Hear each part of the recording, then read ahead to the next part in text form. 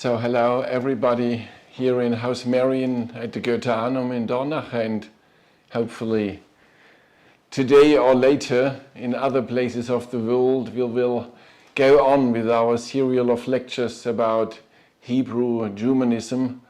Last time we talked about Paul Celan.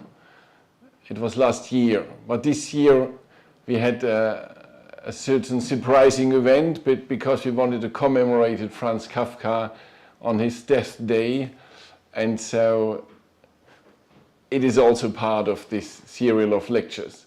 But I want to reconnect to Paul Celan and start this kind of presentation for Margarete Sussman, because he was one of the visitors of the late old Margarete Sussman, and I mentioned this in my talk about Paul Celan. I will say some words about visiting Paul Celan, visiting Margarete Sussman in Zurich in the 60s of the last century, and then I will present a certain overview of her biography and work, and hopefully closing then with the theme of hope related to Ernst Bloch and Margarete Sussman. This will be my presentation, then we will have a short break, and then Constanza Kalix will go on to talk about her relationship, Margarete Sussman's relationship to Martin Buber, Franz Rosenzweig and Gustav Landauer. We talked about Buber, Rosenzweig and Landauer in the last years, and now we have this special opportunity to see what was the perspective of this partly unknown philosopher, writer, thinker, Margarete Sussman, on Buber, on Rosenzweig, on Landauer. So an inner Jewish dialogue, but also a dialogue in German culture at this time of the 20th century. So this will be then Constanza's presentation. So a first glimpse to Margarete Sussman by Paul Celan. When he visited her in 1963, he came out of a very, very dark period of his biography.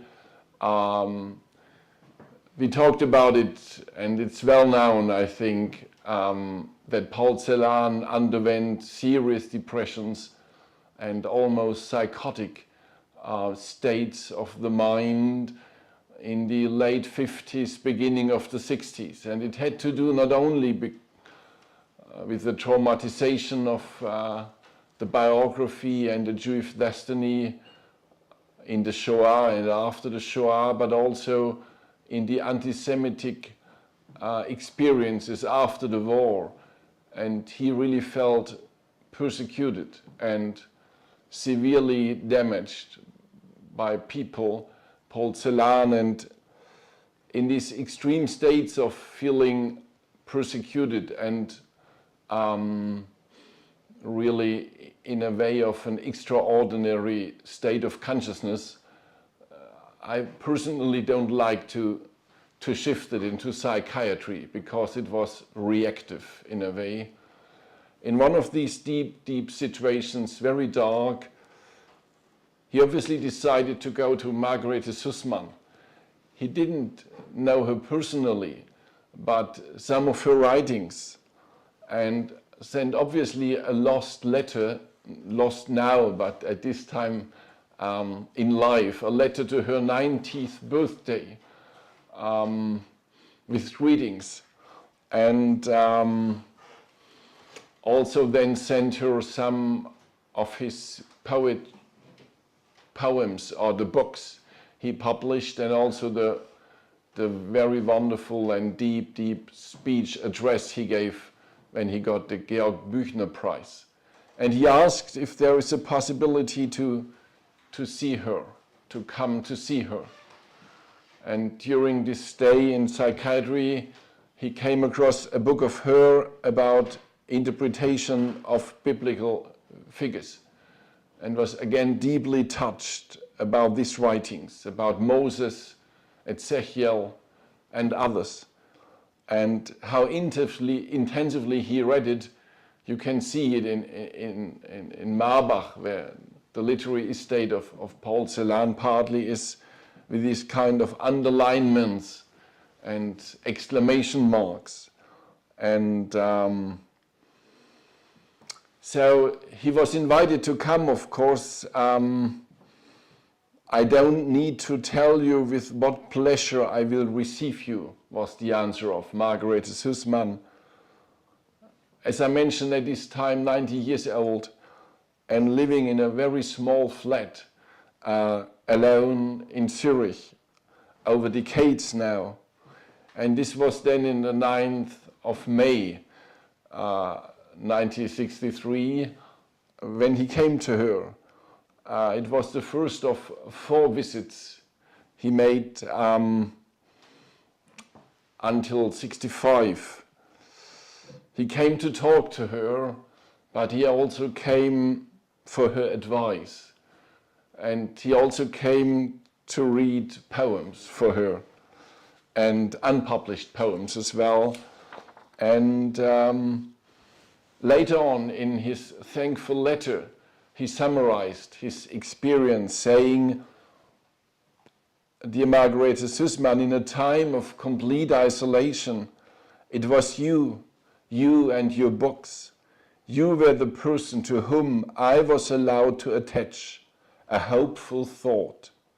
You that allowed me to come to you and read you the poems that came out of my isolation. And you gave me the courage to go out among people with my words. You helped me to keep my confidence in language."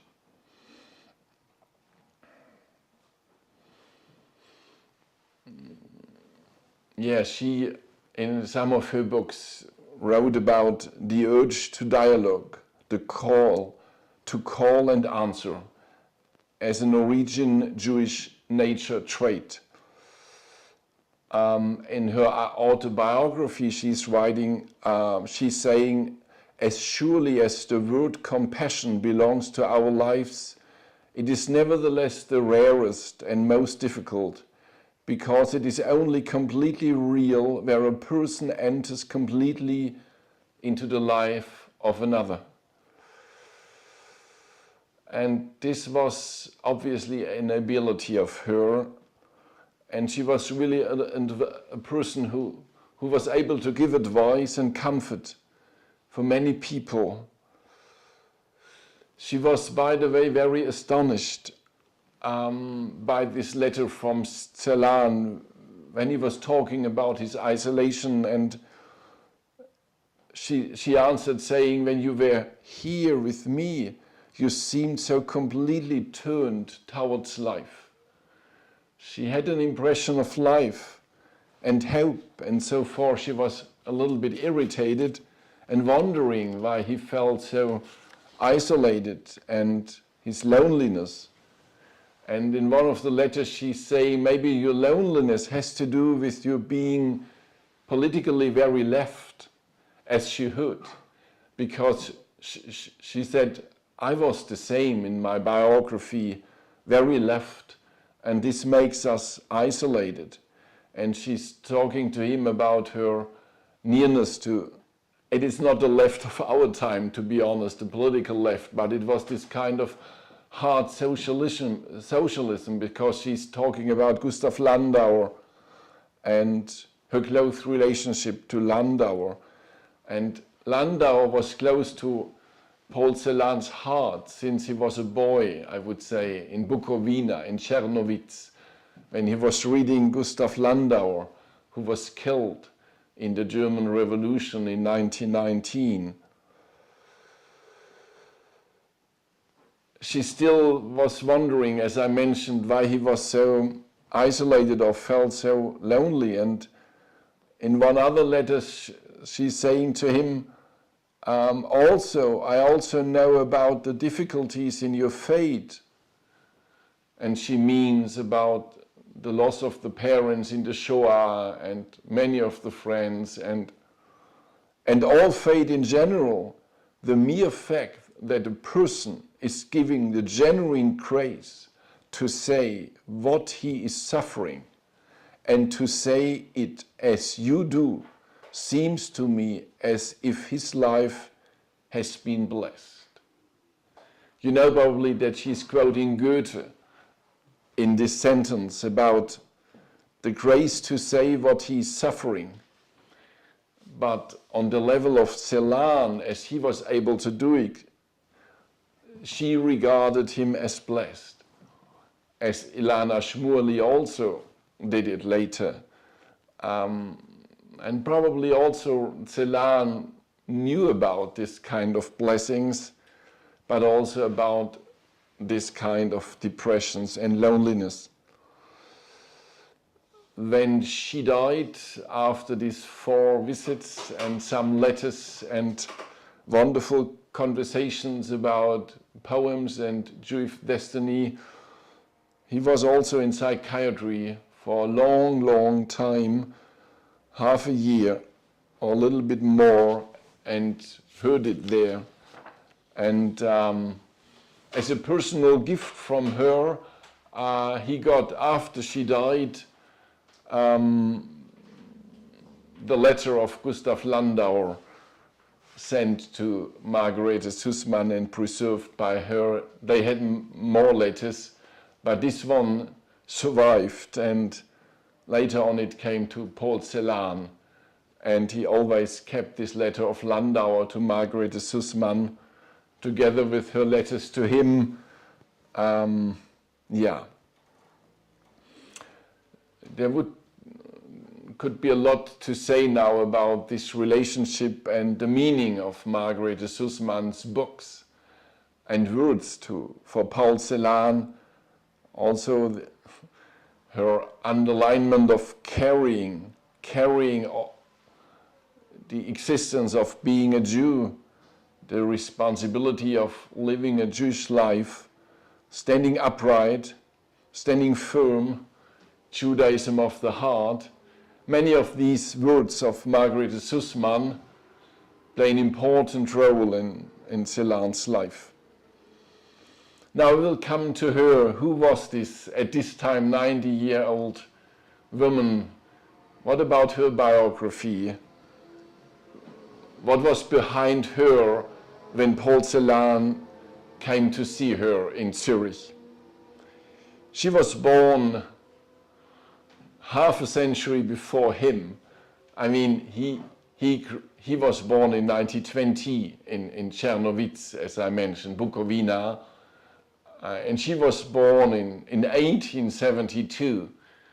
It's quite another epoch, I would say, not only half of a century, but a huge difference. Born in Hamburg, a daughter, one of the 2 daughters of quite a wealthy merchant's house, full of assimilation. Gretchen Sussman, as a teacher said to her, Gretchen, Margarete. And private school or private housing school, but father, by reasons of economy and business, decided to leave Hamburg and going to Switzerland in 1883. That is the year when Franz Kafka was born in Prague. They moved to Zurich. And from that time on, she was a person in between Germany and Switzerland. We don't know much at this time about her childhood and youth biography, not about her whole biography. She is as important as unknown, I would say. In Germany 2 years ago, to her 150 birthday, there was a 5-volume completed works edition done. It was not really completed. It's not really completed works, but quite a selection in 5 volumes, and the importance of her is evident. But for us it is a miracle why she's still so unknown. Specialists know about Margarete Sussman, but in general, not the public. So we don't know much about her biography, and obviously quite early in her youth as Selg, she found a strong relationship to poetry. She said later on, poetry, literature, which I hardly distinguished from reality. And she said she almost had a blind faith in man. And in my youth, I could not believe that a word spoken to me could not be true.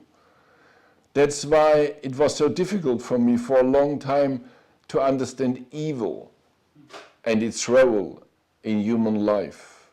Trust in people was unconsciously the protective shell that hid the too dark reality from me.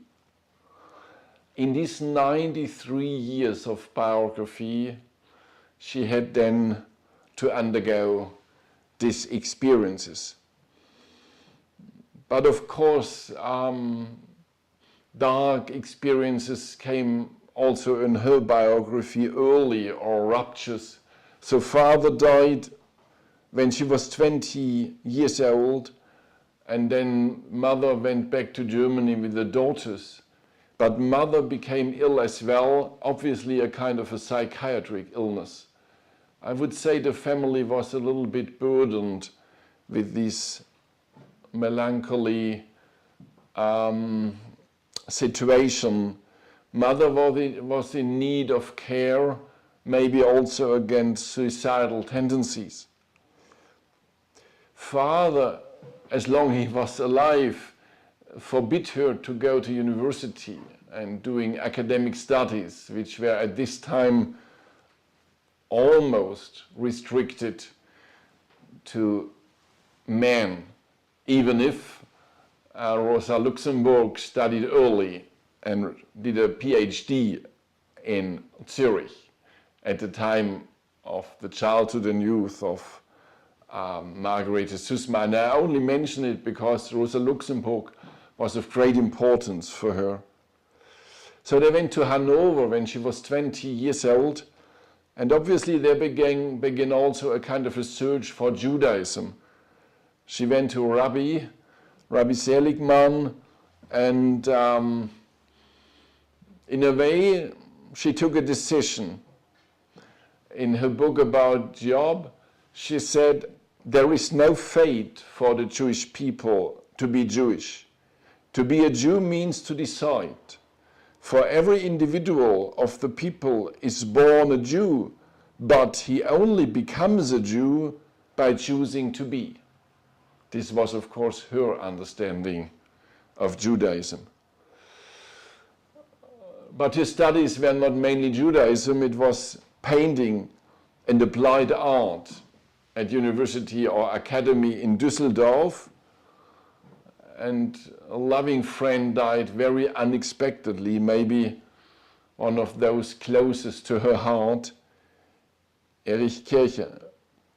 Later on she went to Munich, 28 years old, and then she started also to study philosophy. She had very, very good teachers, and she was also in friendships to quite important philosophers and poets of the beginning 20th century, Ricarda Huch, Stefan George, Else Lasker Schüler, but also wonderful philosophers. And then she went to Berlin to hear Georg Simmel, who was a very important Jewish philosopher for sociology, philosophy of history, ethics. There she published her first poetry collection, and then she went to Paris. It was this time when it was possible to go to Paris and to study painting together with Georges Braque, who became very famous later, at this time, of course, unknown. She married a painter and an art historian, Eduard van Bendemann, when she was 34 years old. And they lived together then later in Berlin. And She met Martin Buber and Gustav Landauer and also Ernst Bloch. It was all a little bit around Georg Simmel, an association of thinkers, poets, social reformers.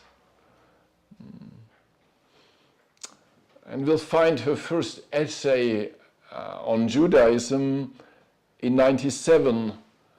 That means 35 years old, quite an important age, in a very famous journal at this time, Frankfurter Zeitung. It was a book review, and this is not untypical for Margarete Sussman. She made a lot of book reviews, but these book reviews are works of art, of appreciation. She's not judging, she's showing, and sometimes revealing the truth of a book or the truth of a thinker, but sometimes also widening the perspectives, as in this case, when she was discussing a book about Zionism or about the Jewish question at this time. And she suddenly then in the book review left the author and went to other thinkers, but also on what she called the mission of Judaism, in the formation, as she called it, of the doctrine of the one God. That was Dr. Steiner also pointed out so often, this incredible deed that there was one folk, or how to say, who had, as Sussman put it, until then the knowledge of the one God has been reserved for the secret teaching at the priests and the mysteries. It was a knowledge for mystical ecstasy, she said, but now it became the idea of a people, of the people. And for this enormous step in the evolution of consciousness, they had to suffer and to separate, to suffer for unfolding that great idea. And she was pointing out the significance of this task, but also that it's not done, or the Jewish mission is not finished. And she's talking or a little bit sketching about a viability of a living core of Judaism, and how difficult it is to regard it only as a step to Christianity. And she went on her path, with translations, writing poems, writing a kind of a philosophy of the meaning of love in 1912. And then they left Germany again for Switzerland and went to Zurich, 1912. 1912 marks also another remarkable article about the esoteric character of contemporary art. This is for anthroposophists maybe an attracting title, but she said this is a problem, that modern art is not for the initiated, a secret language. That means that the artists, they are forced into solitude. They are isolated. It's only secret because culture forces them to become esoteric. Esoteric in the sense of hidden. There is no great social context that support art. And this creates isolation of the artists. And then they became not only individuals, which is good, but they are at the margins, at the borders of the society. And one of the examples in this article is Van Gogh. Now he is very, very famous. But at this time, in 1912, he was somebody, but these statements of her are quite anticipating, saying, Van Gogh always felt like a co-worker in a greater context. Every stroke he made, he did out of conscience and before the judging eyes of all mankind. Never was the deepest solitude more connected to the whole. Never has a modern figure walked more exclusively and holily in the ways of Christ. A short suffering life full of immense labor that wanted nothing for himself, that dug and dug for new land for humanity. That is Van Gogh, the esoteric, the difficult to understand.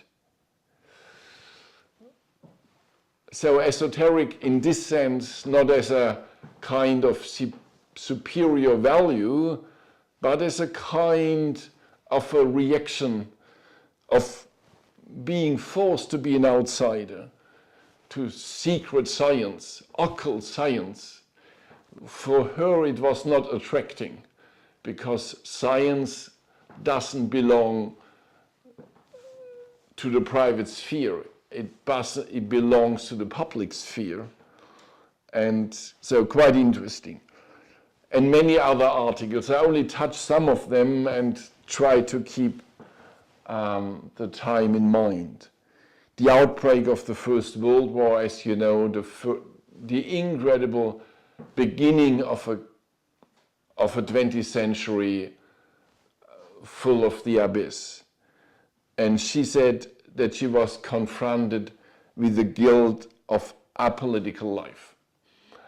In a way, until then, many of the modern intellectuals of this time, of the artists, of the philosophers, they lived a life apart from politics. And in a way, then they found themselves in the middle of the abyss. They had to go back to Germany because her husband was German. Fortunately, he had not to become a soldier, but he was drafted into a kind of a press information service in Frankfurt, and they lived there. In 1916, in the middle of the 2 years in Frankfurt, from 15 to 17, and then in 17 she went back to Switzerland with a sick boy. She became a mother, and the boy was sick. In the middle of the 2 years in Frankfurt, later on she came back to Frankfurt, I will tell you, but in 1916 she published another article in the Frankfurter Zeitung, a newspaper, about, now the title was Ways of Zionism. It's about 2 new books of Achat Ha'am and Martin Buber. And both are related, as you know, to Zionism, but both were distant to political Zionism. And Achat Ha'am underlined always the need for the priority for the revitalization of the Jewish spirit as an unconditional demand of what he called the true Zionism, which is supranational, a house of prayer for all people, to building up a new Jewish culture, a spiritual Zion. And for Buber, this was part of a cultural rebirth in general. And as you know, Buber focused more on Jewish religion, but as a creative organ for the future, with a new possibility for community consciousness. And Buber, she quoted Buber saying, the earth of Palestine will not transform us if we do not transform ourselves. So Buber was connected to the Herzl movement, in a way also Achat Ha'am, but they underlined other priorities, and they were skeptical to a certain reduction to a political solution. And for her, Martin Buber was always interesting, Margarete Sussman, also because he was a Jewish thinker, but he had also a relationship to Christianity, or let's say to the Gospels, let's say to what he called Jesus.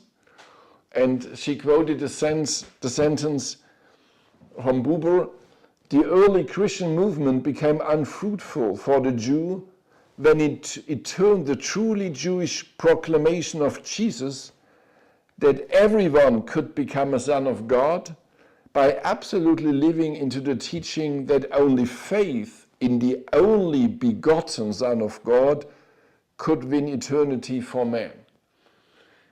So as you know, most of you will know that Buber gave a lot of lessons later in Frankfurt, the same city, about Judaism and Christianity in this cult of school for science, spiritual science, established by Franz Rosenzweig.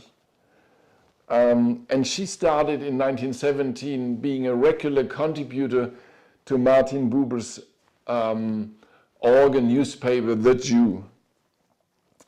But then, as I mentioned, because of the illness of the son, she and the son went back to Switzerland, nearby the Lake of Thun, which is a very wonderful place. One of the visitors there was Ernst Bloch. She knew him before from a circle in Berlin, but now he wanted to see her again, and reading for her his new book, Spirit of Utopia. And she said in her autobiography about his appearance, his fear, Ernst Bloch, you know, a socialist of the heart as well, a deep metaphysic Jewish thinker, with his philosophy of hope. His fear was a present marvelously illuminated by the future. So he appeared to me more and less as a person with the future burning like a great light on his forehead. Not yet a Marxist at the time, he sketched out a great vision of the future from the inner dream in his book, Spirit of Utopia, from which he read to me as it was being written. It was a book full of magic, mystery, and music. His longing was not so much for God as for the true home of man, for the true eternal face of man, Advent, the time of the coming light, the star of the future and hope, was his, Ernst Bloch's, true sphere. And it was also very inspiring for her. She started to write poetry again, and they had quite a special time together. Then the end of the war came, and also the epidemic of influenza came, and many deaths. But she survived and went back to Frankfurt, where the husband was. And this was the time of the beginning German Revolution. And she doesn't want to be any more unpolitical. And she published an essay about the revolution and women. And she really took part in this kind of transformation of the society. And Landauer, her old colleague from Berlin, he directly went into this situation. Shortly before the revolution started, or at the time of the revolution, Landauer published quite a marvelous book. It is called Letters from the French Revolution. So he published correspondence out of the French Revolution, the revolution seen from within. And she was very touched and wrote an essay and published it in the Frankfurter Journal, the possibility by these letters to see into the heart of this transitional time in France and recognize the right and wrong of all. Because this was one of these things of Landauer's, that he not only published letters of the revolutionists, but also of the opposite party. So, and she had the feeling there is a pure will living in all of them. They all were driven by a kind of a search for the rebirth of mankind. But at the end, you know, it became very violent. And she said it was because the revolution was connected with war. with the organization of orders and authoritarian oppression with politics. So this tragic thing, which happened the same now in Germany, and with Landauer as well, his creed was absolutely peace. But now he was attracted, he was now drawn in a process of violence. He still was free of it. But at the end, he was murdered, and terribly murdered. And she said, "Never are men so honorable and never are they so terrible as in revolutions." And her explanation was, it was before Landauer died, and her explanation was, this can only come from the fact that all revolutions are the answers to enormous total debts, and that in them the people who are themselves the result of this debt rise up against it. Such a thought that those people now acting in revolutions are partly a result of the situation before, in their education, in their thinking. It was not the case in Landauer's case. He was a pure victim. But he was very negatively presented in German newspapers about Landauer and the communists and the Jewish anarchists. But she was standing for Landauer and also published another article, The Revolution and the Jews. And again in the same article, coming back to the question of political Zionism, which was not a main part in the German Revolution, but for her it was always very connected, what is going on in Palestine, what is going on in Germany at this time. And so she's asking, the one country is collapsing and dying, and the other is developing. This was her image in 1919. But how it is developing, Palestine at this time? Can and should the Jews become a people like other people? Is this the destiny for which they have preserved themselves for 2,000 years? Does the creation of a state legally secure homeland in Palestine really mean the solution to all their problems? The fulfillment of all their tasks and missions? Or the only viable and fruitful way to achieve this? These are questions for her. Maybe this is the way to achieve this because it's the first step, but it shouldn't be the last one. It can't be the last one. This is not a mission of Judaism just to become a state as the other ones. Questions in 1919. She was in the middle of this Frankfurt time, German time, and then she got a letter from her husband. He was traveling and then saying to her, I bought a house for us. It is not only a house, it was kind of an estate with farmland in Bad Säckingen, which is close to the Swiss border. Please come. It was very difficult for her to leave the intellectual city and all what is connected to Frankfurt and to be suddenly there almost nowhere in a wonderful landscape. She was reading a lot there and taking care for her son, but also doing housework and farming work. It was a time where she studied a lot of Goethe and Dostoevsky, withdrawn from the community of people. She got important visions there from Eugen Rosenstock, the friend of Franz Rosenzweig, and also of Rosenzweig himself. And she was reading The Star of Redemption, which will be the theme in the second part. On the Christmas day of 1922, there is an article by her in the Frankfurt newspaper about on the border, an der Grenze. And she's describing this little article, a train passage to Basilea, to Basel. And she's describing the train from Bad Säckingen, which is still going to Basel, overcrowded, and she's describing the faces of the human beings. They were all pale, a type of distortion, a tension and aggressivity.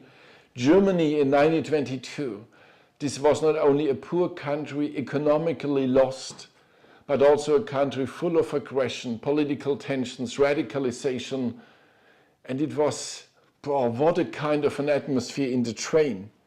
And then she came to Basel and was suddenly in the city, and the people here seemed to live in a quiet, serene dream. It was a completely different life. And she said, how it is possible. I mean, this was Germany maybe before 1914, and now only 8 years of difference. And you cross the border and you are transferred in a completely other epoch. It is a completely different time that prevails there. The German chaos, the destroyed and destroying life, but also, and this is the positive end of the article, a living reality. And then she's saying a fate, a German fate. She's not at all, this is a kind of an article, let's go to Switzerland. Because for her it's a little bit far from reality what they live there in Basel. With this property, with this, yeah, it's all pure and fine and shopping and just across the border. And if you are familiar with the German history, 1922, 1923, these are also the years of the coming National Socialism and all these political fights, also against anthroposophy.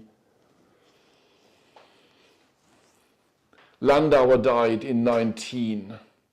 Rosa Luxemburg was killed. Karl Liebknecht was killed. Kurt Eisner was killed. And years later, it became almost more brutal. What she's doing, she's not a political person, but she's involved. A wonderful article about Rosa Luxemburg. Now her letters from the prison were published, and she was so touched, as I think many of us who know the letters of Rosa Luxemburg, because before she knew Luxemburg as a political fighter. Her speeches in this workers' sphere, in the communist sphere, in the socialist sphere, but now these letters from the prison, this love of life, this observation of life in the prison, in the little flowers of there are some spaces there in the garden of the prison, and also observing the voices of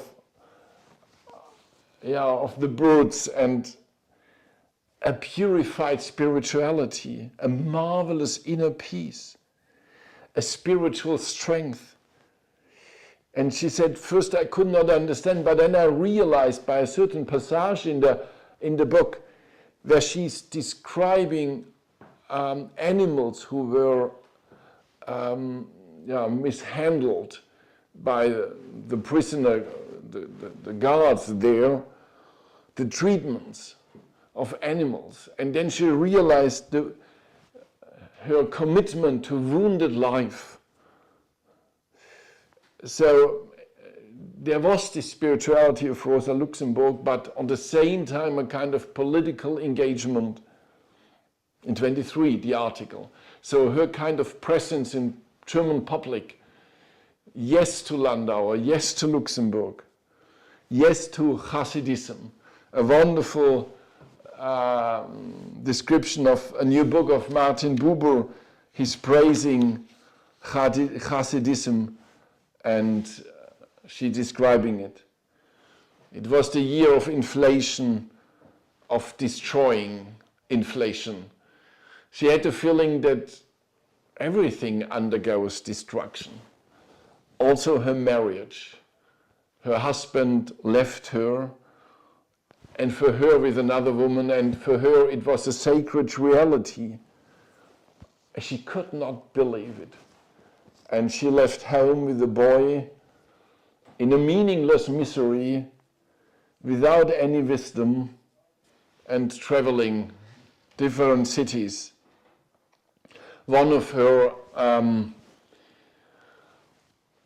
inspiring, hopeful kind of inner support was going back to Hasidism again. It was a wonderful consolation, an inner revitalization, a final activation of everything that had always been deeply mine. It was the passionate longing for joy born of dark suffering. Yes, the teaching of joy. It was the raising of the sparks from everything real. It was the fervor of prayer that revealed itself more than one new thing, and that built me a mighty bridge to a true life. It's a long theme about her relationship to also the Kabbalah and the Shekinah. So this teaching that the glory of God came to earth and it was scattered in a lot of these sparks in the beings, and that it is the task of human beings to recollect the scattered sparks, to lift it up, to reunite the spirituality on earth with the glory of the spiritual world. So she said, God, man, and the world, they are linked in the Shekinah's fate. This marks the responsibility of the human being. And the tzaddik in the Hasidism is a person who is with the people. It's not an initiate standing beside. He's just in the middle of the human beings and cultivating it. And for her it was a kind of, I said, a surviving element, this pure living joy that sweeps away all suffering and darkness like a storm. So she was reading, but her reading always was very intensive. It was a kind of a spiritual presence, not only stories, but immersing into this kind of truth. And also wonderful for us to hear to this, she quotes from a book of Buber, a Hasidic sentence, whoever looks at the rainbow, but not to glorify that of his creator, it would be better for him if he had never been born. A rainbow only from a kind of wonderful colors, but not realizing what is spiritually living in the rainbow or behind it. This is a sin. It leads us directly to the Michael School and the 7th class lessons for those who know. And also the intensity of praying in Hasidism. But only when all Israel would unite in one prayer could the Messiah come and deliver the people and the whole world from all oppression and persecution. Only Israel united in peace and love could utter the true prayer. Perfect love alone would also be perfect redemption. And then she went back to Frankfurt. Now she was 57 years old. So moon node, if you were in an anthroposophical understanding of time cycles. Homeless time still, but close to Franz Rosenzweig, close to this Lehrhaus, and close to this intellectual activities there. And also, just to name it, by a friend of Rosenzweig, Victor von Weizsäcker, who was a famous German doctor and professor for internal medicine, neurology, but also a scholar of Freud, which at this time was very untypical. The doctors, and especially the professors at university, they had to avoid Freud. Freud was something not at all respected at this time at a university. But Weizsäcker, with his high position, maybe he could develop the courage to say yes to Freud. And he opened for her the understanding to Freud. And for her, Freud was an enormous discovery in his world-transforming teaching, in his healing intention, in his real understanding of human soul. I mean, she was a very spiritual person. And maybe you are a little bit shocked as anthroposophist if somebody appreciates Freud, because Dr. Steiner was so often negatively talking about Freud. But she said what he did in discovering what, let's say, dream work is, what is going on there, and this kind of searching attitude, and this path to liberation and healing, but especially by truth and awakening. She said in her autobiography, "I've often thought that his teaching should have remained a secret doctrine for a few initiates, for doctors, philosophers, and clergymen, so as not to cause confusion among people through misunderstandings." She said that the popularization of Freud, and also to make it more materialistic, this was not the spiritual drive in it. It's very interesting, this understanding of Sigmund Freud, and also saying, measured against the works of Rosenzweig and Rosenstock, as well as those of Bloch, Freud is an appearance that at first seems to descend into the irreligious. But soon there was no doubt in my mind that here too, in his relationship to life and death, a deeply religious spirit was at work. Although the eternal name, which those had rediscovered, those, that means Rosenzweig, Rosenstock, was concealed by his scientific beginnings. The hidden eternal name was concealed to him by his scientific beginnings. And what was also very interesting for her was his teaching about the forces of life and death. So the reality of a death will impulse in culture, in human souls, was terribly important for her, because she saw that civilization is, and started before the First World War, but then it became more and more difficult, is a kind of on a way to the abyss, a dehumanization of man, and it's also fostered by technology and many other things. And then the year 33 came, and she left Germany. She said, interesting, I did not leave it as a Jew. I didn't feel at this time being afraid as a Jew, but above all as a German who could not bear this Germany. So this was not her Germany. This was not what she connected with Germany and German. And then she decided to go. She was 60 years old when she came back to Switzerland. Invited to the Netherlands, a lecture in Delft for the students about Jewish spirit. Interestingly, hearing in Amsterdam in a Concertgebouw, the 15 years old Yehudi Menuhin playing his violin, who appeared to me like an angel fallen from heaven, and was celebrated with tumultuous cheers. And then she arrived in this little apartment where almost 30 years later, in 63, Paul Celan visited her. She always lived there with her books in this tiny space, Grönleinstraße 2. There is no sign at the moment at the house, because the housekeeper doesn't want to have this sign. In her tolerance license from the Swiss government, which has to be renewed monthly, it was written, homeless divorced. Homeless divorced. Yeah.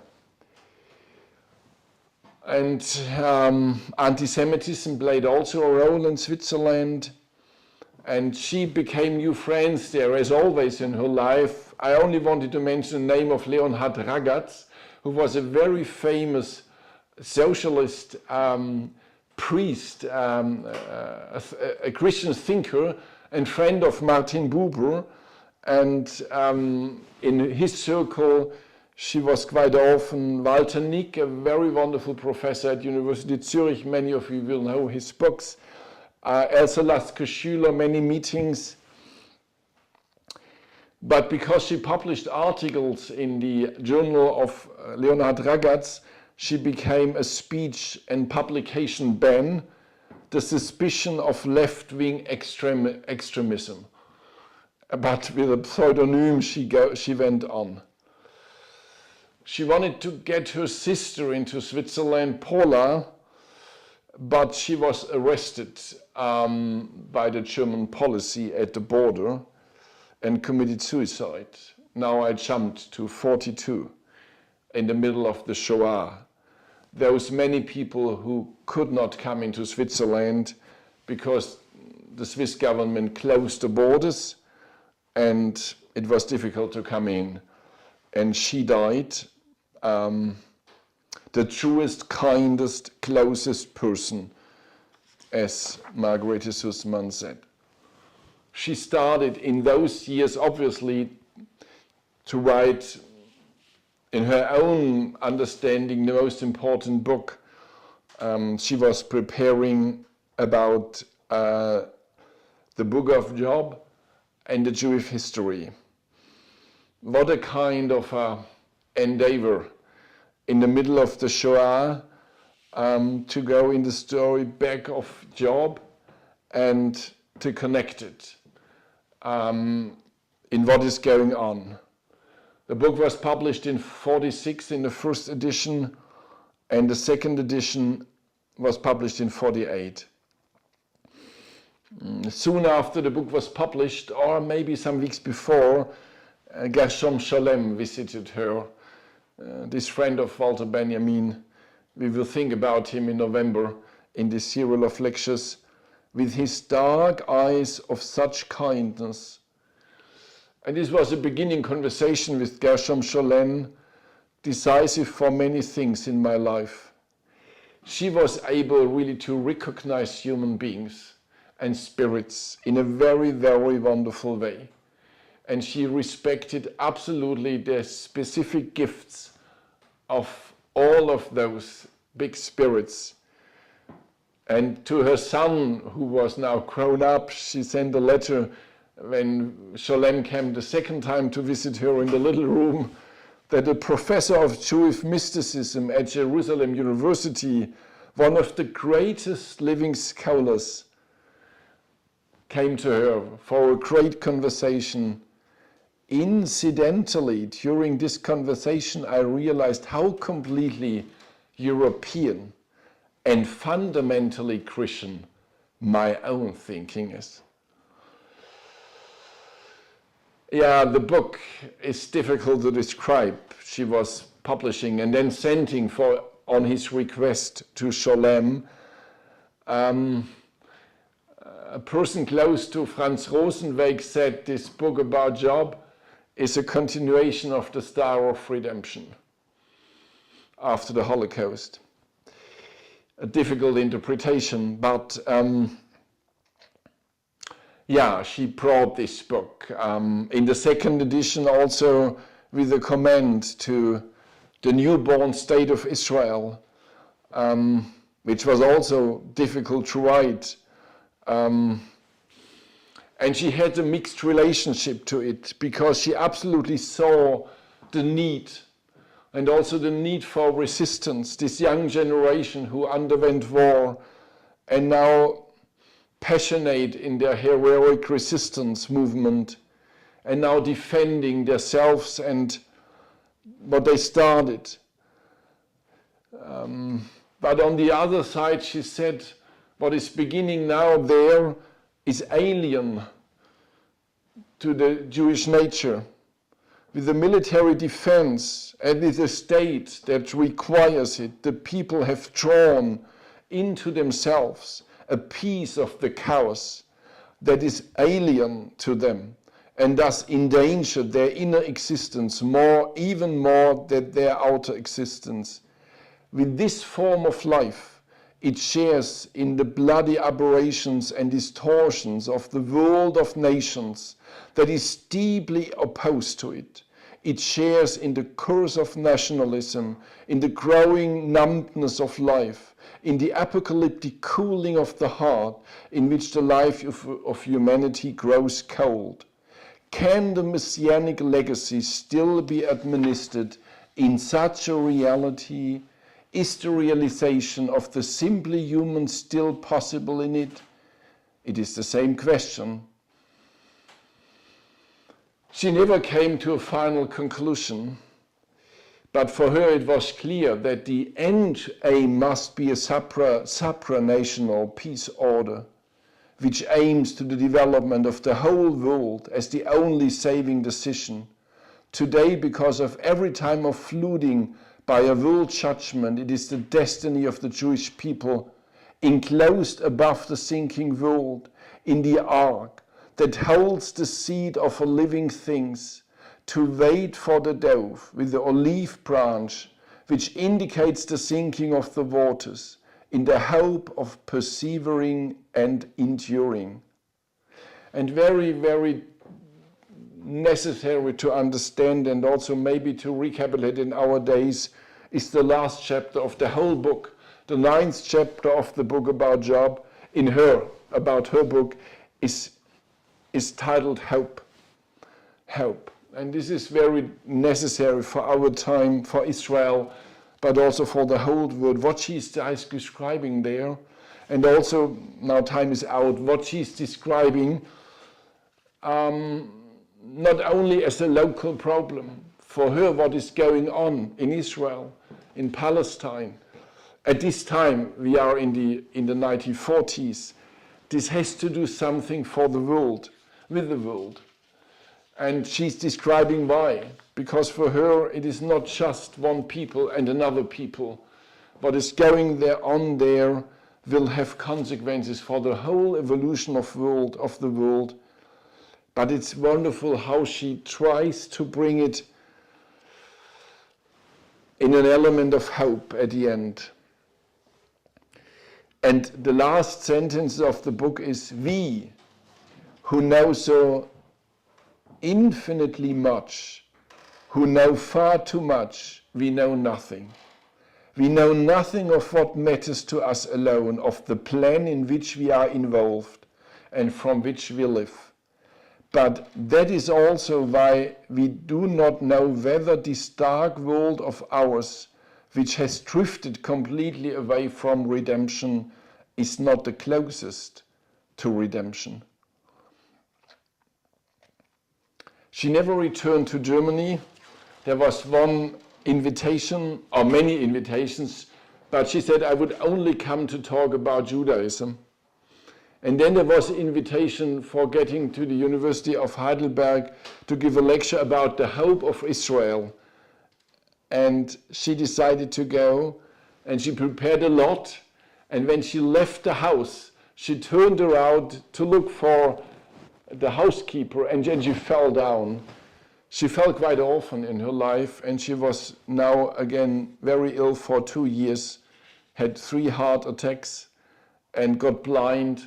It was in 1952, so 11 years before Paul Celan came to her, but she recovered, blind but recovered, and created other very wonderful books and essays. And when she was 90, Martin Buber came again to visit her in 1992. In 1993, Paul Celan, as I started. She died on the 16th of January 1966. And interestingly, and I will finish with that, is that 12 days after she has gone, her last completed essay was published by a journal, To Trust in Hope. And it was a last word about Ernst Bloch, the philosopher. It was just because there was a book has been published to the honor of Ernst Bloch, and she was reading it, and wrote a little comment on it. She couldn't write, she was blind. She dictated, or sometimes she made it like this. But most of the texts were dictated. And she said what he did was he proclaimed the salvation of hope to a deeply disturbed humanity, shining forth like a never extinguishing star. His philosophy of hope is a philosophy for our time. Everything that exists becomes hope for him. All lights fall on the future. His aim was always to transform the existing world. It was a counter movement against an understanding of fate from the past. And she quoted one sentence out of the Hunnering book where somebody said that human existence for Bloch was a laboratorium salutis, a healing workshop. So this principle of hope, she said, it is so important. And this is also remarkable because it changes the concept of time. And she said, time transformed by Bloch is always before man. And so the miraculous happens. Hope is also possible in the past. Hope is also possible in the past. Maybe she wanted to say that there is an unlived life in the past also. And closing now this first presentation about her, why do we study Margaret Sussman? She's gone, and this time is gone, and we have other problems. Also Israel has other problems and other countries. But maybe there is also a hidden hope in the past, not only in the future. So transforming our whole concept of living in time and space.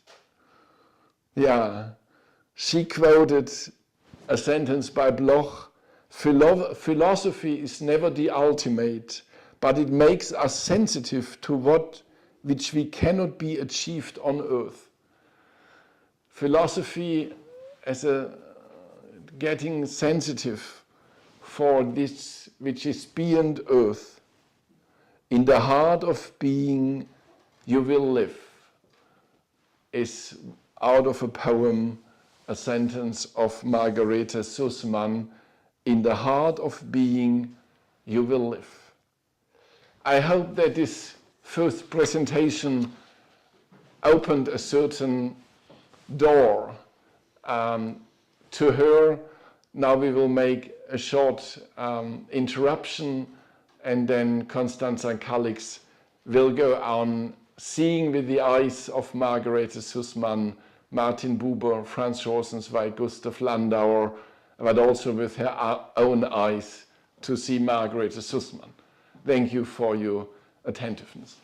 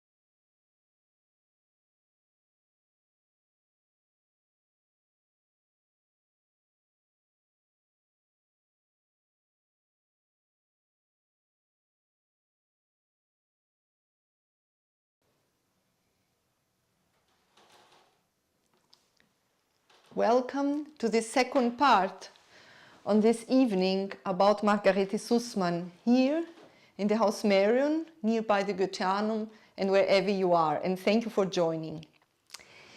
So, as we heard before, this is one more lecture in the series of lecture on the Hebrew humanism.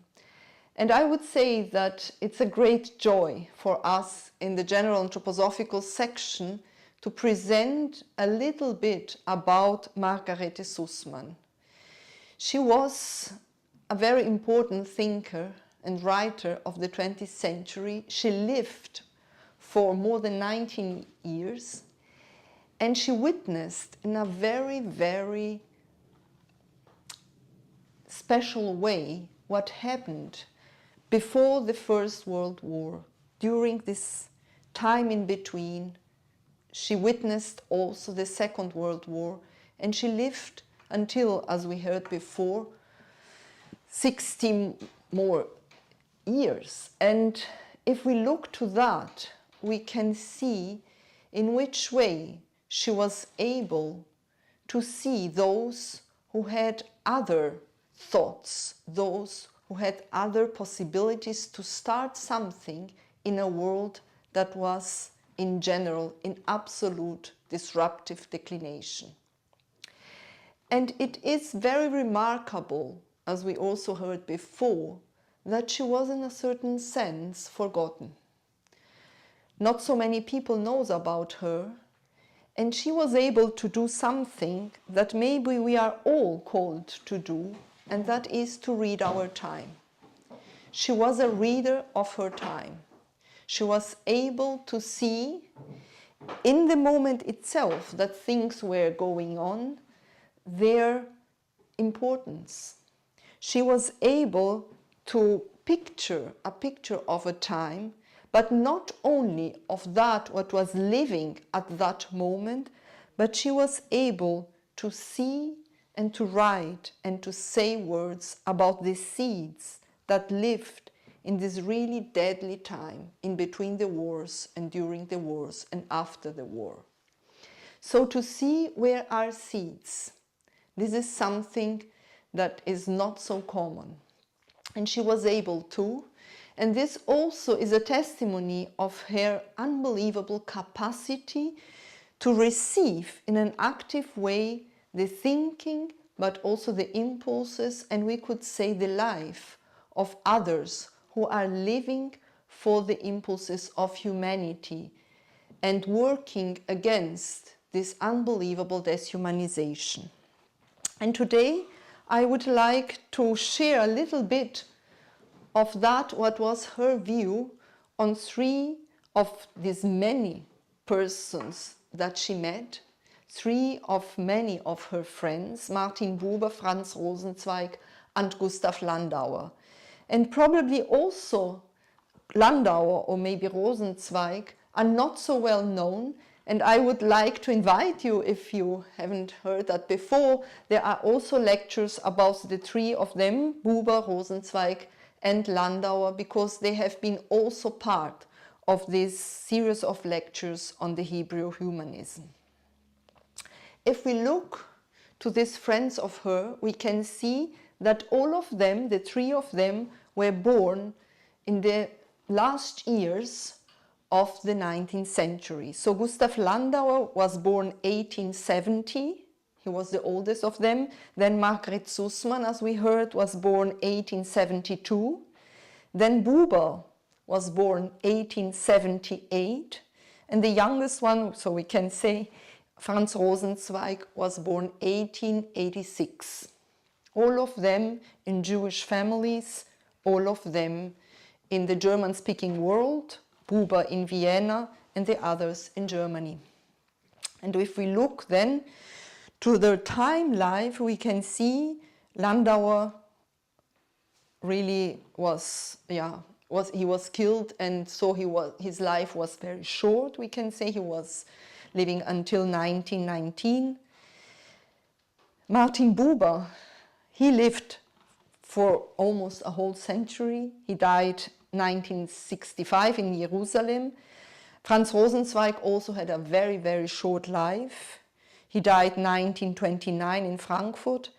And Sussman, Margarete Sussman, she just died in 1966. So we can say the lives of all of them, in a certain sense, were embraced in her lifetime. And I would like to start with Gustav Landauer. Gustav Landauer, who we can say really lived for a new community. His life was devoted to transform the social conditions of people. His life was devoted to change the reality of life of those who had not a surrounding that was in favor of living. He was all the time looking to this injustice reality in Germany, but in other countries also. And he was living, more than fighting, also fighting in peace, but fighting, but he was living for this transformation, for this endeavor of forming a new community. He was, as we heard also before, an anarchist, a pacifist. He was strongly criticizing the entering, so the whole world war, the First World War. He was very active in the November Revolution in Germany, and then he was active in the Republic in Munich in April 1999, where he then was murdered in prison.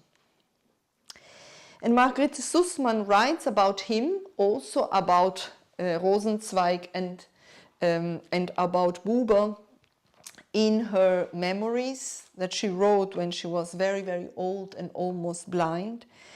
And she says that very soon he became a close friend, whose attitude became a role model whose full demands and power of sacrifice we only learned to understand at a later time when he proved them through the dedication of his life.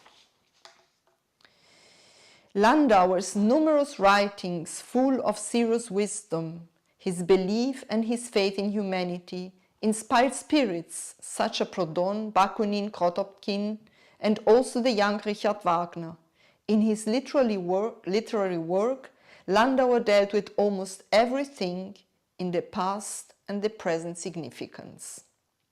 And she says that only later it would be possible to fully understand what he brought. Yeah, she wrote several articles about him, and one of them, and the first who I would like to quote here, is immediately after his brutal death. So it was in 1919, in the beginning of May, as we heard before. He was in a very cruel way murdered in prison, without being heard, without anything. And then she writes an article published in the journal Des Masques. And in this article she starts saying not only he was murdered, but what people is saying about Landauer, what people is writing about Landauer is not true.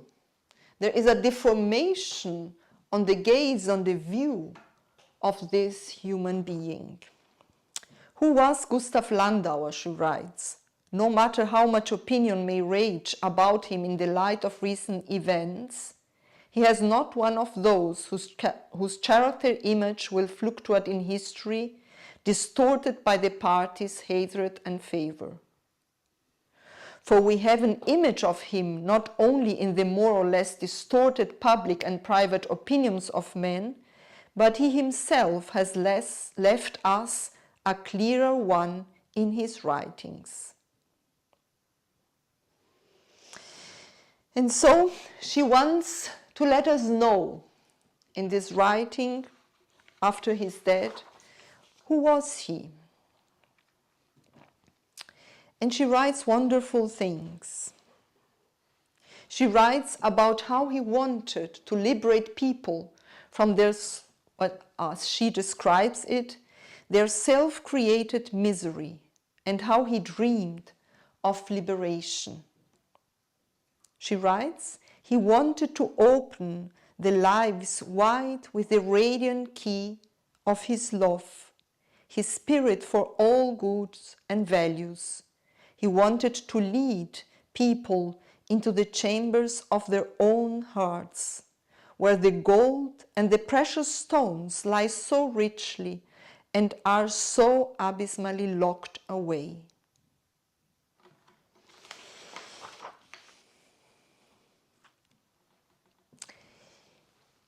Yeah, he wanted a new life for people. He wanted a community life on very simple foundations, on inner and outer reorganizations, and he really wanted to foster people to take their responsibility for their own lives. Yeah, she writes that in his view, a person would be only able to transform the outer conditions with an inner transformation. Where a person truly begins to transform himself, he also necessarily transforms life, because he cannot isolate himself from life, because he always and everywhere touches life, and because that is what Landau ultimately wanted, the inner transformation of people that transforms the whole life around them. And the text ends with the phrase, Gustav Landauer lives.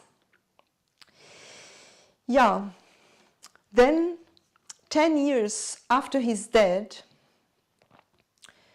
she will write again about him, an article in the publication Der Morgen, 1929. She will write exactly 10 years later. And she will say, well, in these 10 years, we lost something very important. She will say that 10 years before, 1919, in Germany, still there was the possibility to speak and to act out of being rooted in a common culture. And this being rooted was lost in these 10 years. She writes, Landauer was still rooted in a world. His existence was still rooted in a full, living culture, which, in the midst of its decay, he rescued and preserved within himself with a fervent strength and developed into a full life. The forms as well as the contents of the culture from which he nourished himself were sacred to him. He seized them from the real foundation on which they rested.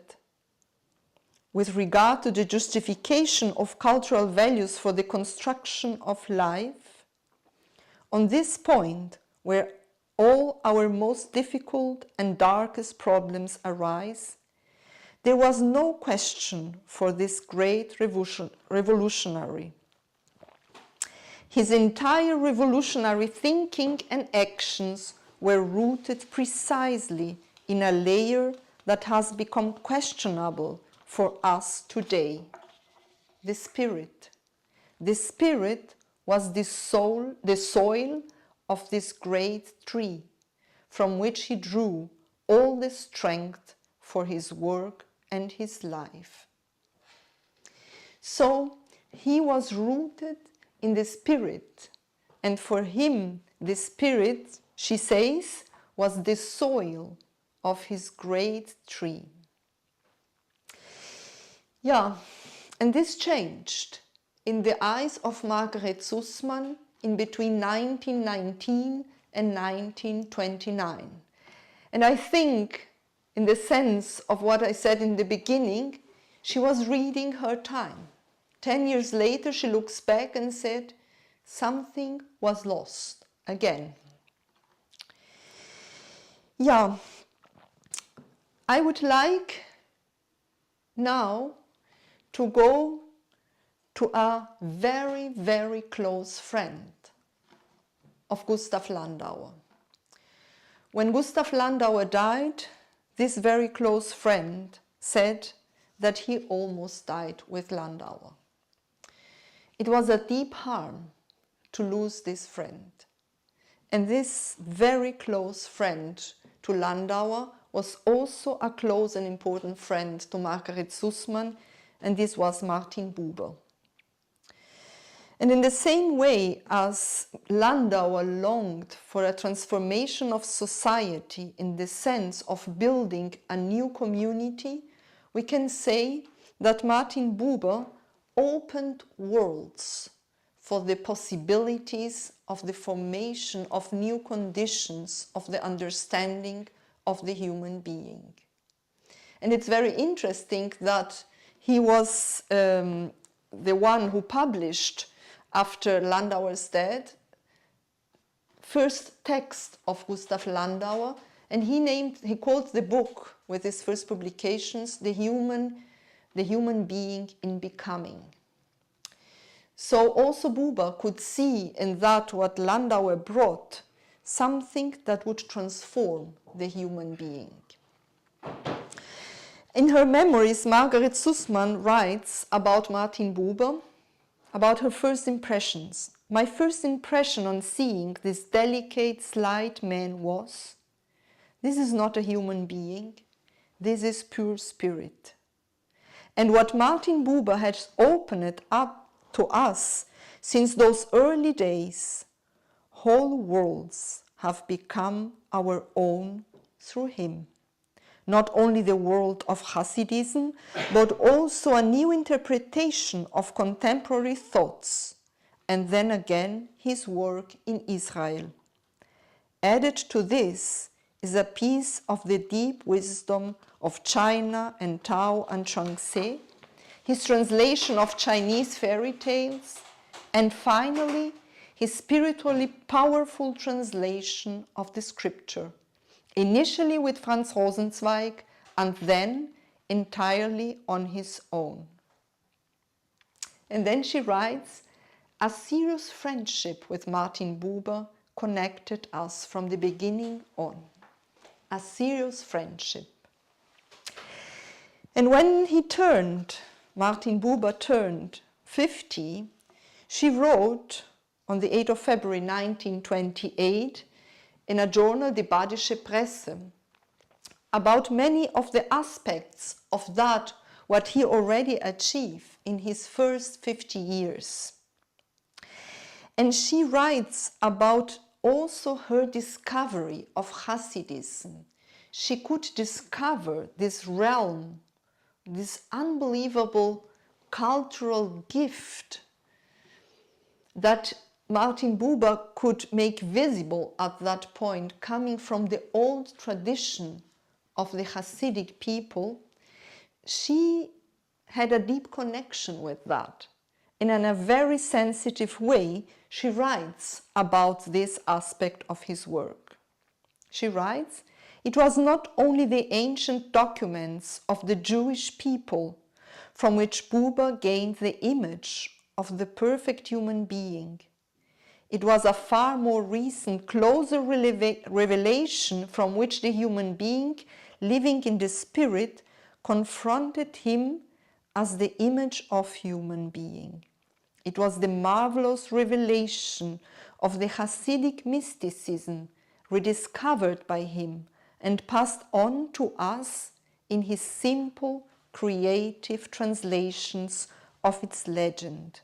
This powerful religious movement that suddenly rose like a hot, living spring from the stagnant darkness of the Eastern Ghetto in the middle of the 18th century. Nowhere is the religious elemental force so conceived as the purest embodiment of the humanity.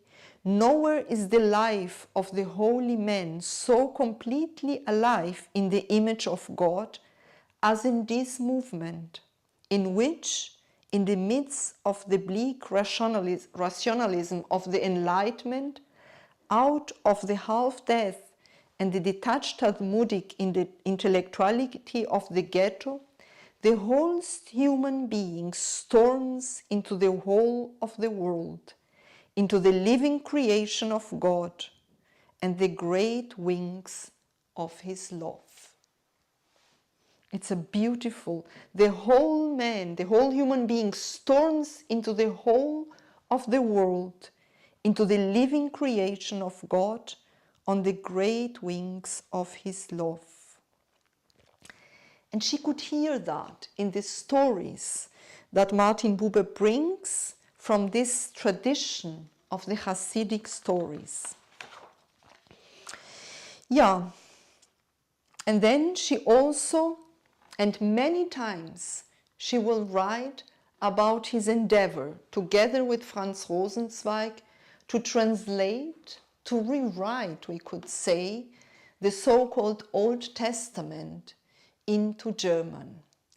On one hand, based on the translation already existing, the old translation given by Martin Luther, but then both of them wanted to recreate this old wisdom in Aramaic, in Hebrew, in such a way that when people would hear these words, they would experience in the German language something very similar as it could be experienced in these old languages.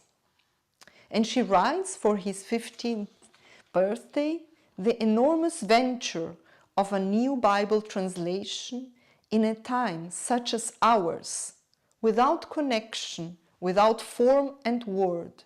This venture which Buber undertook together with Franz Rosenzweig and which, far beyond all merely philosophical work, in truth means a struggle for the reappearance of revelation through precisely this time, thus shows itself to be a clear end of Martin Buber's path.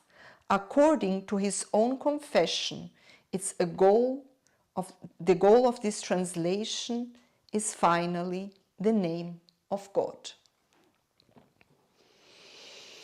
And then, many years later, she will write, being already very, very old, and as we heard, also blind, she will write a farewell to Martin Buber when he died. It was only 7 months before she passed away.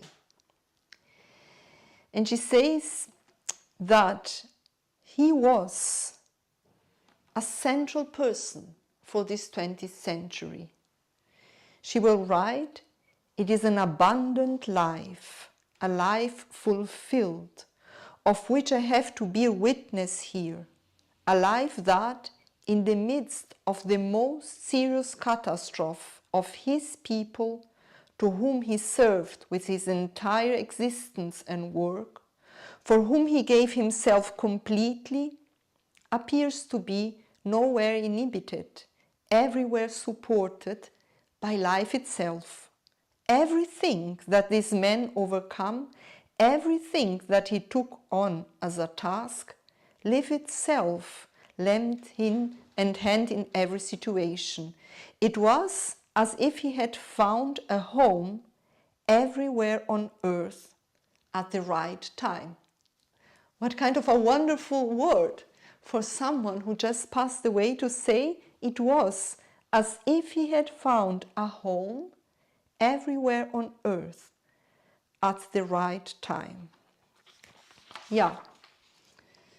And then she writes, "And what all Martin Buber has opened up to us since he was there, whole worlds have become our own through him, through the penetration of his spirit, not only the world of Hasidim, not only that of a new Zionism, not only the intensive involvement with the young state of Israel, but in addition to all this, a new way of thinking today, which for him, the lover of language and conversation, become a purely dialogical one.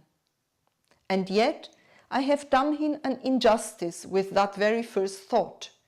in reviewing his immense achievement, I see that it's not merely an intellectual endeavor, but also a new shaping of human existence.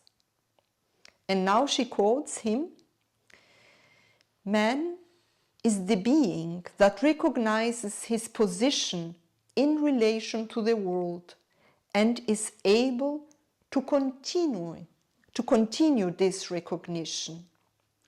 The decisive thing is not that this creator, among all others, dares to approach the world and to recognize it, as astonishing as this is in itself. The decisive thing is that it recognizes the relationship between the world and itself. Thus, an anotherness has emerged from the world in the midst of the world." So she quotes him when he says that thanks to the human existence, a world emerges from the midst of the world itself, the human being. Yeah, and she will also mention his translations, and she finished this text for this moment when he passed the threshold, writing, "And now it is time to bid farewell to this mighty figure forever. But it is not just a farewell. There is a legacy associated with him that we have to manage. This cannot be done by an individual, but only by a community. Not only the individual human soul, but the entire community of Israel, which is so severely threatened, will have to take on this task. And this requires not only our will, but also his blessing, which he has already given us in advance in his long abundant life." That's a beautiful thinking, that it is the task of the whole community to carry on that what Martin Buber could bring. And maybe this is also a call in the sense to ask ourselves today, as communities that we are, what are we asked to carry together of the fruits of those who had worked before, also thinking on herself. And at that point, I would like to go to the third friend of her, a deep friend also of Martin Buber. And this is Franz Rosenzweig. Franz Rosenzweig, this historian and Jewish philosopher, who worked on a very important book named The Star of Redemption. He wrote this book during the First World War. In his time of being in the war, he wrote it in little cards and sent these cards.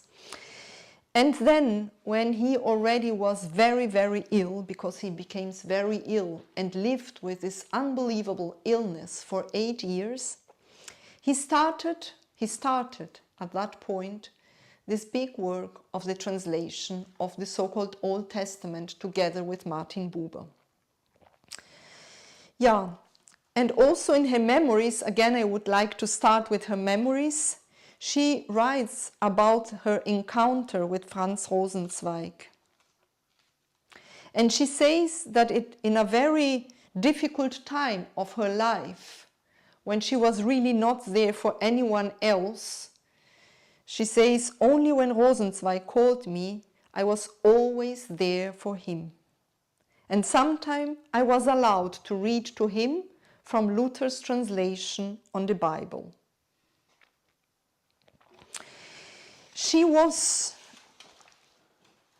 very impressed by the way he carried his very, very strong disease. And she writes in her memories, "In all these years, locked in the lonely prison of his body, face to face with death, At every moment, he lived a life of the richest human fullness, such as few mortals are ever granted. A life full of work, full of community, full of external activity, full of inner splendor, full of love, full of festivity, full of prayers. Yeah, she admired him deeply, and she was one of the first, she was the first to write about this book, The Star of Redemption. She wrote about this book immediately after the publication, 1921-22, in the Jewish review Der Jude, and she writes about the book, we can say, out of the thinking that led into this book. Also the language she uses to write, we can sense how deeply she was able to dive into this very complex thinking out of life. This new thinking, as Rosenzweig himself calls this thinking, the new thinking, as he says, not only out from the books going into life, but coming from the life into the book, into the studying, into the deepening. And in the Star of Redemption, he will describe the relation in between the three, we can say, columns of our existence as he understood it, and that is the human being, the world, and God. And first he will describe each one of these columns, the existence of God, the existence of the creation of the world, and the existence of the human being, each one by themselves. And he says there is no way to go directly from one to the other. They are different. And there is no direct transition, but because they are so their own, they can relate. And the whole book, in a certain sense, is the description of the relation of God and the creation, the world, of God and the human being and the surrounding, the creation. And in these relations appears the real existence of God, the real existence of the human soul, of the human being, and the real existence of the world. And she realizes that the relation is not something that appears after the existence of these three columns, but that the relation in between God and the human being allows God to be God and allows the human being to become a human being. And the same for the creation.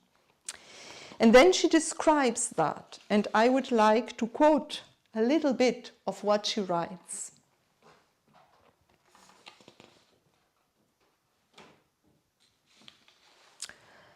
All is confronted by a trinity of independent realities, into which the one, all, has disintegrated, each of which stands opposite it as a completely unthinkable, self-contained and closed whole, the Trinity, God, the world, the human being. None of these three realities had yet been recognized, indeed, has only been seen in this self-sufficiency, this innermost isolation that defies every common presupposition. Each of these three must first be sought out in its own nothingness, must be brought up from the darkness of life that lies before all cognition into the light of the recognizable, the expressible. For this is one and the same. The word, language, is also revelation. The fact that the silent, primal words that lie before all language become loud is the same as the fact that realities become visible, and out of the silent night of their nothingness, the last three great primordial beings slowly emerge. In a deep, wondrous vision of being, they unwind themselves more and more clearly from the mystery of their nothingness, the sought after, everlasting that does not first require thought in order to be. It is revealed before us. Still directionless, still mute, still completely closed in on themselves, they rise from the silence of preconscious life and stand alone and towering, unconnected, without any relation to each other. They are pure in their essence, developed from the innermost, most ardent core, pure positings of the seeing spirit. And then they will start to talk. And then they will start to relate God and the human soul and the world around, and the creation and God's deed that now is revealed with the gesture of saying this world is to be by himself. It's not a possession of God. And she describes this. She describes the way it emerges out of these descriptions of Franz Rosenzweig. And she says, yeah, for us today, it might be difficult to read something like that because we forgot all that. And what Rosenzweig brings is a total new relation of the human being with himself, thanks to this new relation to the world and to God. It was the first comment on this very, very remarkable book, written in the early beginning of the 20th century, and that is still to be discovered by the 21st century in the richness of what he is able to say. Yeah, I would like to go now to the translation. Translation was, for Franz Rosenzweig, one of the most important gifts of human spirit. It was a gesture to translate. It was a connection to the humanity of the human being as human being himself, when this endeavor of translation was taken serious. And he was really translating a lot before he started to translate together with Martin Buber the Old Testament. And I would like to quote a little bit out of a text of Margarete Sussman, written in October 1924 in the Frankfurter Zeitung, in the Frankfurter Journal, where she describes the translation that he has done on the poems of Yehuda Halevi. So Yehuda Halevi was a Spanish Jewish poet of the 13th century, and again, Franz Rosenzweig goes back and translates his poetry. And she writes, Franz Rosenzweig has given us the German translation of a selection of hymns and poems by the great Spanish Jewish poet Yehuda Halevi. He explicitly states that he does not want to be a rewriter. He wants nothing more than to translate the Hebrew hymns into German as accurately as possible. He wants to become the mouthpiece of the foreign voice, which he makes audible across the abyss of time and space. To make a voice audible across the abyss of time and space. The possibility of this is profoundly based, she writes, on Rosenzweig's view of language in general. when he says in his Star of Redemption, language is truly the morning gift of God to mankind, it is as if he wanted to emphasize this conviction clearly in the transmissions of these cantons, as if he were carrying the vessel received to receive the last revelation. Yeah, and so she writes, already in his one torn-out verse, one senses the surprising and powerful nature of these rhythms.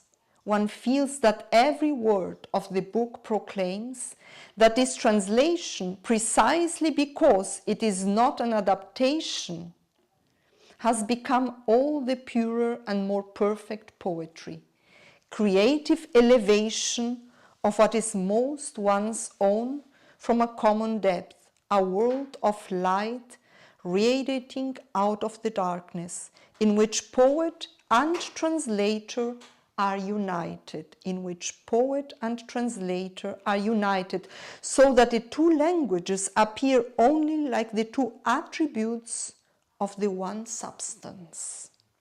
Both in one in both, they allow us this single image of the imageless to radiate before us, this song to rise in honor of him, before whom all language is but one.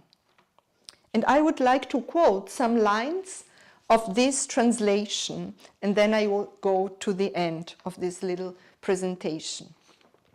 So it is from Lord, Your Splendor, a poem by Yehuda Halevi, translated by Franz Rosenzweig, and translated from German into English. Yeah, at least an attempt. And angels walking in walls of flute and light confess thee and call thee, who created the sound that speaks. And angels walking in walls of flute and light confess thee and call thee, who created the sound that speaks. Yeah, and she will write, and maybe I will finish with that, in several times and several papers and newspapers about this Bible translation of these Holy Scriptures. And in the Basler Nachrichten, in a journal of Basel, and I choose this one, in February 1928, she will write, for all of us who are ignorant of Hebrew have absorbed the content of the scripture in the form of the Luther Bible. In it has become flesh and blood to us. In it lives in us, so that the doubt about the necessity of a new translation and the mistrust of it is that the primary attitude towards it is almost irrefutable. So she says, for all of them who really goes into the Old Testament, we learned it, we heard that, we learned to love it in the words of Luther. And how is it possible then to change and to have it in another language? And then she says, later in the text, and that this truly astonishing thing has succeeded, that this translation moves in the dangerous, uncertain middle layer of a non-existent language with just as much certainty as in the separate sphere of purely poetic language, from which it raises the most marvelous, most luminous sounds for the religious. This is brought about by the peculiar process at work in this translation, namely, that every word of the scripture, without distinction, is forced to reveal its own secrets, as it were by a deep, insistent endeavor for its meaning, that in it everything seems to express itself. And this phenomenological grasp of the word has here the double meaning that in the eminent fidelity to the original Hebrew is one with the fidelity to the German word, appropriated to our present-day perception of language. A double fidelity, she says, to the original Hebrew words and to the German word in a way that is appropriated to the way that in the present day we perceive the language. Yeah, this is a very, very, very big deed that was done in a time at that point before the Second World War, and then continued after the death of Franz Rosenzweig by Martin Buber himself, and he will finish it in the 60s of the 20th century.